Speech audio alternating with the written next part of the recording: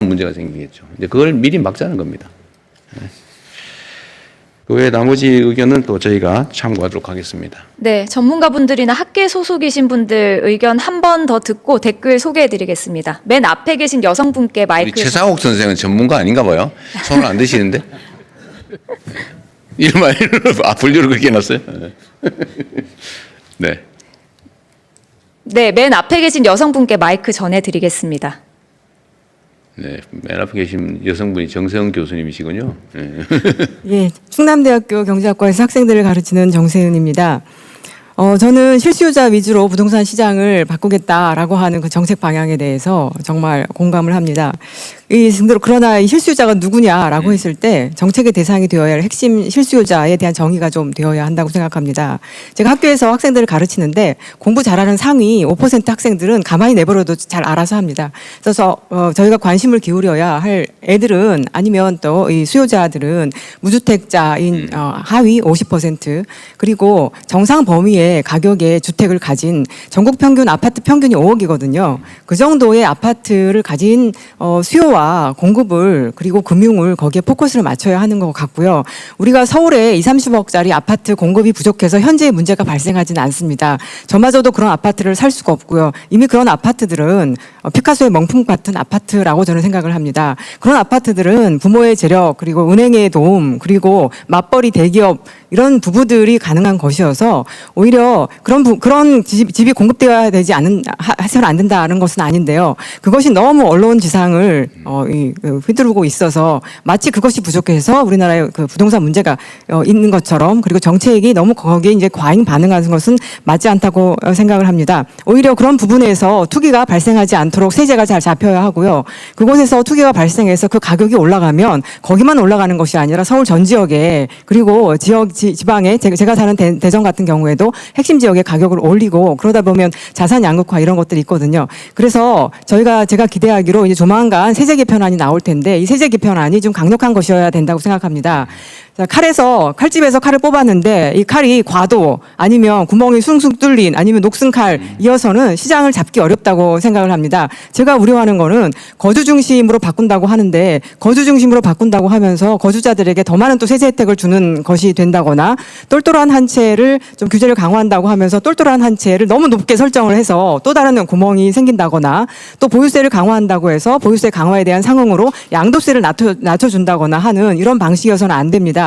지난번 문재인 정부 때 초기에 다주택자 규제를 강화하면서 똘똘한 한 채나 주임사 제도에 대한 이 과세를 약화했던 것이 큰 구멍을 만들어냈거든요. 그래서 이번에는 정말 좀 이 정도면은 제가 지역에 내려와서 2005년에 지역에 내려와서 2010년에 5억짜리 집을 샀는데 지금도 5억입니다. 저는 불만이 하나도 없습니다. 그런데 서울에 살지도 않으면서 서울에 집을 사는 사람들이 불로소득을 어마어마하게 누리는 걸 보면 나도 이제 떠야 되나? 이런 생각을 합니다. 이런 생각하지 않도록 실거주하는 사람들 위주로 부동산 시장이 될 수 있도록 이번에 부동산 세제는 좀 강력하게 좀 나와줬으면 좋겠습니다. 감사합니다. 그럼 마이크 드신 김에 똘똘한 한 채라고 하니 사실은 우리 사회에 심각한 문제를 야기했죠. 그러니까 가장 효율적으로 투기할 수 있는 기회를 만든 측면이 있죠. 물론 정책 당국자의 의도는 그건 아니었어요. 1가구 1주택을 존중하고 보호하자. 하다 보니까 대신에 그 비싸든 싸든 똑같이 취급하다 보니까 효율적으로 한 채를 사서 투자 이익을 누리게 된 거죠. 그런데 거기다가 이제 거주용이냐, 주거용이냐, 아니면 투자 투기용이냐를 구분하지 않다 보니까 정말 작은 구멍에서 엄청난 일이 벌어진 거죠. 이게 대한민국 부동산의 특성이라고 할 수 있는데 이 압력이 너무 높아서 투자 투기 압력이 너무 높아서 조그마한 구멍만 있어도 거기가 뻥 터져버리거든요. 온갖 걸 잘해놔도. 그 문제 중에 하나였던 것 같은데요.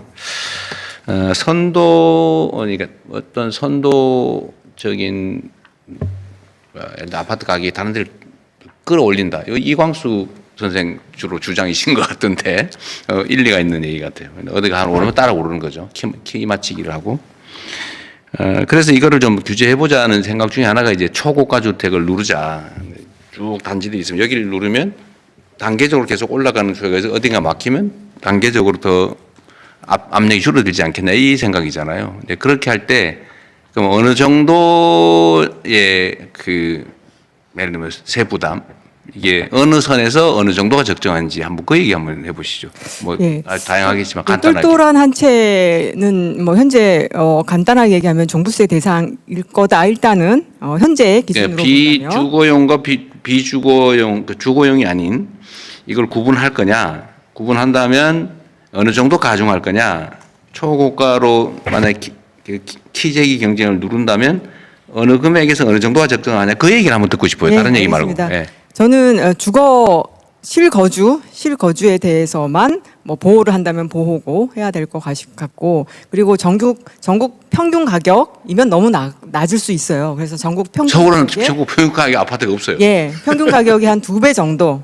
근데 이제 거기에 그 이상이 돼서 걸리더라도 거기까지는 봐주고 그 위에 차액에 대해서 주는 것이기 때문에 어느 정도 그러니까 정도는 예, 그래서 전국 평균의 한 2배 정도까지 10억 이상은 초고가로 보자. 예. 네. 그렇습니다. 아니, 저 5억짜리 가중은 집 어느 정도? 예? 가중은 어느 정도? 가중이라뇨? 예를 들면 거기에다 추가 부담을 어느 정도 시키는 지금 종부세 이렇게 누진도로 되어 있잖아요. 네. 그래서 지금의 종부세 누진도 사실은 지난 정부 때 완화했었습니다. 아니, 그러니까 그래서 그건 저는 다 알고 있는 얘기니까 최종 의견만 한번 얘기해 보세요. 예, 어느 정도 가중하면 된다고 생각하세요? 어려워요? 그 위쪽에서 한 1% 정도. 1%? 예, 실효세율 한 1% 정도. 10억 자 5억 이상이 되면 한 10억 이상이 되면 10억이란 시가를 근데 이제 말하는 거예요. 그때 그 위도- 잠깐만 교수님. 예. 자, 그게 너무 길어져. 알겠습니다. 10억 이상이 되면 그 10억은 시가를 의미하는 거예요? 아니면 이렇게 뭐라 그래 과세 표준을 얘기하는 거예요? 뭐 저의 마음속으로는 시가를 원하지만 시가 10억 이상이 돼서는 1%에서부터 누진을 시작하자. 벌써 다들 이제 과하다 뭐 이런 말씀을 뭐 아니 그거 하지 하시는데 마. 지금 그럴 시간 없어요. 예. 그런 한 1% 정도. 예, 예. 네, 알겠습니다. 예. 이거 참고하자고 한번 얘기해 본 거예요. 네. 네, 또. 그 댓글 몇 개 소개해드리고 싶은데요. 지금